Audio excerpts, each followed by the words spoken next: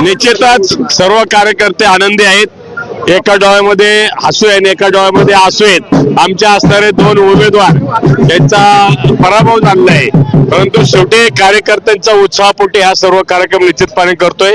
अनेक दिवस हे राबलेले कार्यकर्ते आहेत।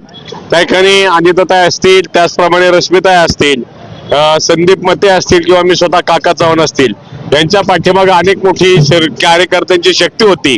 निश्चितच कार्यकर्त्यांना काही आनंद काही दुःख आहेच, परंतु हा जल्लोष शेवटी या कार्यकर्त्यांच्या याच्या इच्छेकरता निश्चितपणे आपल्याला करावं लागेल आणि निश्चितच या प्रभागाच्या विकासासाठी आम्ही चांगल्या पद्धतीने या ठिकाणी विकास करू। या ठिकाणी ज्या ज्या कार्यकर्त्यांनी अत्यंत चांगल्या पद्धतीने मेहनत घेतली त्यांचा आम्ही शतशः ऋणी आहे।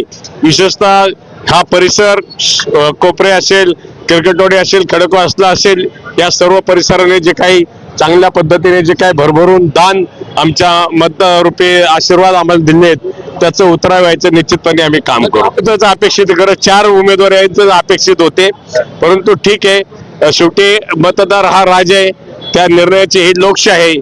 आम्ही संविधान मानणारी लोक आहोत, त्याच्यामुळे जो काही जनतेने निर्णय दिला तो आम्ही स्वीकारलाय। एवढ्या मोठ्या फरकाने आम्हाला जे काही मतदान दिलंय आणि तर जवळजवळ 8,000 मतांच्या फरकाने आहे।